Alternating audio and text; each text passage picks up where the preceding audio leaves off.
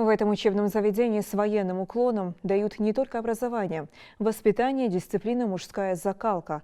В Горском кадетском корпусе прививают все эти жизненно необходимые навыки, оттачивают характер и выпускают в жизнь настоящих патриотов. Сегодня 30 лет со дня образования учреждения. В связи с этим глава Ингушетии опубликовал в своем телеграм-канале следующее. Дорогие друзья, сегодня мы с гордостью отмечаем 30-летний юбилей Горского кадетского корпуса, заложенного Русланом Аушевым. Это учреждение стало колыбелью настоящих ценностей и крепкой основой для воспитания защитников нашей страны, где каждый юноша учится быть сильным во всех смыслах этого слова.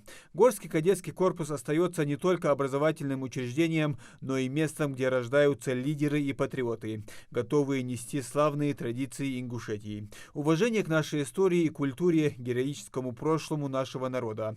Это основа, на которой строится воспитание в кадетском корпусе. Горский кадетский корпус по праву занимает одно из ведущих мест среди учебных заведений Северного Кавказа.